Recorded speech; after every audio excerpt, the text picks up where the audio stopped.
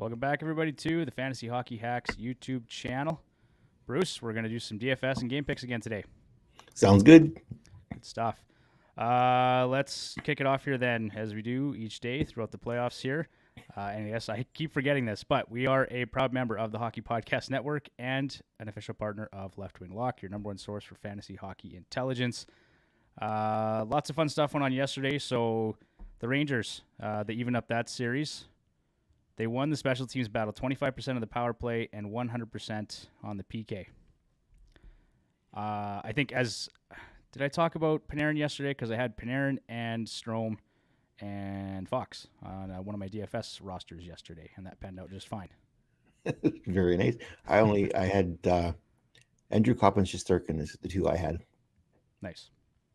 So despite being outchanced again, 43 scoring chance 4 percentage and outshot 43 shot 4 percentage, the Rangers managed to outscore the Rangers 4-2 5-on-5.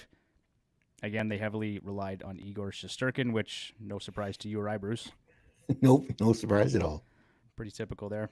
Panarin did finish third among all skaters in DraftKings with 24.5 points, posting 3 points and 1 goal. Very nice. Switching up here to Washington, Florida. Florida was dominant 5-on-5. I mean, that kind of goes without saying if you saw the score. Yeah. It was 5-1, but 59.57 Corsi 4 percentage, 63 shots 4 percentage. So they outshot Washington 33-19, 5-on-5. Wow. Yeah. I think at 1.2 they had 3 goals on 7 shots at the beginning of the game. Yeah, you'd mentioned that to me as we were watching stuff yesterday. Yikes. Yeah, yikes is right. You've woken the Panthers. Look out. Yeah, they wanted to come out and react after game one, right? They wanted to have a strong response, so that was good. Washington did win the special teams battle, going 1 for 3 on the power play, and they shut down the Panthers, going 4 for 4 on the PK. Good job for them. Yeah. Barkov, $7,300 in DraftKings. He posted 1 goal and 1 assist and over 22 points. He was 4th among active skaters at that point, or at the time of writing. Let's talk about Nashville, Colorado, because, I mean, I think the expected outcome, but not in the way that it happened. And I guess first things first, shout out to Connor Ingram, who Saskatoon Definitely. boy. We are broadcasting currently from Saskatoon, and oddly enough, Darcy Kemper is also from Saskatoon. So I guess, Bruce, we can probably make the statement that the best goaltending comes from Saskatoon. Absolutely. And Ingram put on a show last night. Wow. Yeah, he did. Was it 49 saves? I believe so. He did everything he possibly could to keep his team in it. There were some saves there that just, wow. Just wow. Yeah, and so you and I are talking about this off air, but, like, to me, they can't be concerned about goaltending at this point, right? Nashville, like, there's been lots of talk about UC Saros and when's he coming back. Connor Ingram's given you all the goaltending you need to win a game. It's just been that Colorado has been that much better. Yep. Yeah, he's keeping him in it. It's at this point, like I don't see Rittich playing again in this series. It's going to be Ingram, unless Ingram falters somewhere down the road here. But based on the small sample size we've seen so far, yeah, it's Ingram's net, and if he keeps playing like this, they'll let Saros heal. There's not much more. Like, there's just not much more you can do than what he did. It's just he was incredible. Exactly. So you and I were talking again, and I just think chances are they're going to steal one at home. I think they'll get one game in Nashville, but then they're going to come back. And it's going to be 3-1 back in Colorado. I think this series ends up in 5. Yeah, I can think in the same way. Although unless they can steal 2 at home, that would make it very, very interesting. That would be shocking. And some people out there with a little more guts than I do are probably betting Nashville. But I mean, the odds are good, right? If you're feeling Rittich, definitely right, because with Rittich and that, none of us really gave Nashville a chance. But now with Ingram's small sample size, well, that narrative could change real quick. Yeah, absolutely. Just his numbers here for Ingram: 49 saves, 1.75 GAA, a 961 save percentage, 2.54 goals saved above average, and a 2.37 goals saved above expected. He's got a 952 save percentage through 2 starts. What you need for playoff hockey. Yep. Let's switch gears here a little bit. Cale Makar, I'm convinced he's not human. That was incredible. He had last night when I looked at it, it was 21 shot attempts for. I saw this morning it was updated to 23 shot attempts for. He finished the game with 12 shots, Bruce. He's just hammering everything at the net. That's insane. I mean, we've seen him play the Oilers a few times the past several weeks, and it's evident he loves to shoot the puck. He'll skate it up the ice and he'll fire it as much as he can. So obviously, his $7,900 price tag in DraftKings is warranted. Had the OT winner, 29.5 points for Cale Makar. So pretty impressive stuff there. Absolutely. All right, let's move on to probably the most boring game of the playoffs so far, Dallas and Calgary. Well, actually, probably not last night. It was the first game of the series, the 1-0 game. But 2-0 for Dallas. So Jake Ottinger was a hero in this one, 29 saves. Yeah. 30.3 fantasy points, third most fantasy points behind Connor Ingram and Igor Shesterkin yesterday. So some good value there if you picked Ottinger or Ingram yesterday. Calgary controlled play at 5-on-5. They had a 65 Corsi for percentage, 54.89 expected goals for, and a 58 scoring chance for percentage. So despite outshooting and outchancing Dallas, Ottinger was just the better goaltender yesterday, and now we have an evened up series. You bet. He hung in. He gave his team a chance to win, and they took advantage of it. Yeah, Ottinger's been really good lately. Okay, so with that, let's move on to today's games. Open up our presentation here. Starting with Carolina and Boston. So we've got Carolina plus 115 on the money line and Boston at minus 140 on the money line at home. For me personally, Bruce, just give me a second here. I am going to go with Boston on the money line at home. I just think they are too good to go down 3-0. I know Carolina's absolutely owned these guys, but it's the playoffs. You kind of have to throw the regular season record out the window a little bit.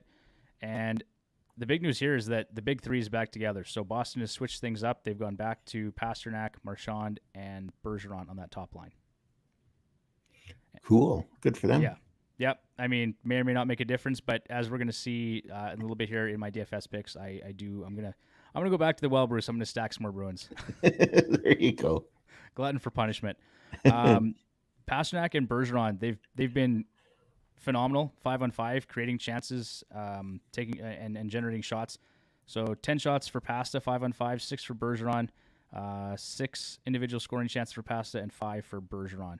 So they've been good 5-on-5 playing a part. So now I'm really interested to see how these guys do together along with Marchand. Well, hopefully they can put up some points because Boston needs them at this point. Yeah, they do, absolutely. And then the other bit of news here is that Jeremy Swayman is going to get a chance in net. So that could be the other difference because Ullmark has not been good in 2 games so far in this series. So I'm going Boston, but you're going back to Old Faithful here, Carolina. I'm going back to Carolina. Yeah, it's probably a good bet, hey, Bruce, at plus 115. I think so. Just like you said, Boston's getting the band back together for one line, but you look at Carolina, they've got 3 lines, 4 lines deep. Like it's going to come in waves for Boston. They can push back with basically one good line. Carolina's just going to keep coming and coming. So, well, and the thing is, sorry, Bruce, go ahead. Say Swayman's going to be busy, and the Boston's defense is going to have to be good because, like I said, they're coming in waves. They've got 3 lines that can score and a 4th line that can do some damage too. So it's going to be rough, even for Boston at home. All right. Well, time will tell. And this is going to be the difference for you and I tonight. Right now, I think that is the only difference in our picks here. So we got Toronto and Tampa. Toronto on the road at plus 100 on the money line, and Tampa at home minus 120. The line did move a little bit, actually, because I think last night Toronto was minus 105 and Tampa was minus 115. So it's moved a little bit in Tampa's favor since last night. I'm still going with Tampa Bay, 120 on the money line. I think they wrestle back a little bit of the momentum in this series, and they're gonna make up some momentum here at home. You feel the same way, Bruce? Yeah, absolutely. Like I said before, until Toronto can actually win a series, I'm not picking them for anything. So it's just not going to. We'll Although talk they about did, that more on Sunday too. and they did finally have a stroke of brilliance. They finally put their best player from last year's playoffs back into the lineup. So Spezza will be back tonight. I think he was pretty close to the leading point getter last year, and they sat him for the first 2 games. So whatever, but Yeah, so Simmons and Liljegren are out for Toronto tonight. A couple of the other thing that they changed up was Nylander has been moved up to the second line to play with Tavares, and it sounds like Kasha may play on that line as well. Okay. Bunting is back for the second game here now, so that should be good. So we shall see there. Nylander's actually been in the top 3 in terms of shot attempts, scoring chances for, and high danger chances for the Toronto Maple Leafs. So putting him with Tavares, I think, makes a lot of sense. Definitely. Do you want some fun information here, Bruce? Go for it. Guess who Tampa's leaders are in shots on goal 5-on-5? Hedman. Well, you hit that one in the head. So Hedman's the first one, but after that, Corey Perry and Brandon Hagel. Really? So somewhere John is just turning over in his chair. But yeah, Perry and Hagel both have a goal already in this series. They have been in the top 3 in terms of shot attempts, scoring chances for, and high danger chances for. Oh, good. We're going to love my DFS picks for today then. So there you go. I mean, that's 5-on-5. Keep that in mind. But yeah, still some good stuff there from those 2 guys. Definitely. Next up, Minnesota and St. Louis. Excuse me. So we got Minnesota plus 110 on the money line, and Minnesota plus 110 on the money line, St. Louis minus 130 on the money line. There's some movement in this line as well overnight, leaning again towards St. Louis's favor. I'm still going Minnesota here, plus 110. If you can get plus money in Minnesota, who just beat St. Louis 6-2, I'm going to gravitate that way. And likewise, you feel the same way. I sure do. Yeah, as you'll see also in my DFS lineup for today, there's a couple of wild players in it. All right, so some game notes here. Special teams are going to play a big part, obviously. St. Louis had the better special teams in Game 1. Minnesota answered back in Game 2. It's been a tight series. So Minnesota, 52.99 Corsi for, 50% goals for percentage. These guys have been even at 5-on-5 in terms of goals scored. 49% scoring chance for the Wild. So they are doing a better job at generating high danger scoring chances, though, for Minnesota, where they are 60.87 high danger chances for. The other thing, Bruce, that's an interesting question is which goaltender is going to show up for both teams, because Fleury in Game 1 had a 4.00 GAA, an 871 save percentage, and Husso in Game 2 had a 5.01 GAA and an 815 save percentage. So which guy is going to show up in Game 3 here? To be honest, I think they're both going to show up. I think the high scoring part of this is gone. I think this is going to be very, very tight here going forward for the rest of this series. So okay. We're not going to see, I shouldn't say that. We could still be seeing high scores, but it's going to be a lot closer. It's going to be 1 goal, 2 goals if they get an empty net type thing, I think is what we're going to see going forward. Fewer blowouts. I think the blowouts are done. Okay, that's fair. Let's move on here to the last game of the night. We got the Edmonton Oilers and Los Angeles Kings. Minus 150 on the money line for the Oilers and plus 130 on the money line for the Kings. I'll just rattle off some game notes here really quick. So special teams are going to be a key for the Oilers, who they are 50% on the power play, 4 for 8 so far on the power play, and 100% of the penalty kill. They've killed off 8 penalties. That's what you need to do. Absolutely. And then it's been a physical series, 172 hits. Wow. Combined between both teams in 2 games. And it's actually been fairly even so far, 5-on-5. 4 goals for each team, 5-on-5. 53.55 Corsi for Edmonton, 53% expected goals for Edmonton, 50% scoring chances for. And LA has done a slightly better job at creating some high danger chances at 51.43%. One of the notes here, Victor Arvidsson is not expected to be in the lineup again this evening. He hasn't played at all this series, has he? He has not, no. And they've said it's undisclosed, so we don't know. Someone mentioned on, I think it was Oilers Now yesterday, that it was for personal reasons, but that hasn't been confirmed anywhere. So we don't really know what's going on with Victor Arvidsson. They could use him, that's for sure. Yeah, definitely. For me, I'm taking the Oilers here. I'm going to be a giant homer, as I usually do if you ever listen to the podcast. Minus 150 on the money line, but I really like what they did. I think they got their confidence right back after the one gaffe in Game 1, and they just outplayed LA badly in Game 2. And I know they're on the road here again, but I think the pressure's off too, because you could tell in Game 1 the Oilers were nervous. Yeah. Game 2, they stormed right back, and I think we'll see more of the same here in Game 3. I agree completely. I think that now that the Oilers have got that win under their belt, I think they're going to take it and they're going to roll with it. I think it's going to be very tough for LA now going forward to try to contain Edmonton now that they've got a taste of winning and a taste of what it takes to win. I think it's going to be very tough for LA now for the rest of the series. Yeah, to get a win. I think they got in Quick's head a little bit the other night. Very possibly, yeah. All right, so record to date, I am 10 for 16, and you are 10 for 16 as well, so 62.5%. Still over 50%. we're creeping up, Bruce, so we're improving each day, which is good. Let's keep that trend rolling tonight. Let's talk about some prop bets here, starting with player specials. So which one appeals to you here, Bruce? Oh, it's got to be the Leon and Connor one. You like that one at plus 275? I thought you were going to go with Kaprizov at plus 550. I thought about it, but it's going to be I think that one's going to be a tighter game. So I'm not sure if he'll get to 3 points, but okay. Well, I'll go with the Kaprizov one. I think I'll take that bet at plus 550. That's just too juicy to give up, so I'll take that one. But I agree with you. I think Leon Draisaitl to score and Connor at 2 points is a good bet as well. Shot props here. Kevin Fiala, I'll take him at over 3.5 shots on goal per game at plus 130. Evander Kane over 3.5 shots or so to score to shoot 4 times at plus 130. He has actually averaged 4 shots on goal through 2 playoff games.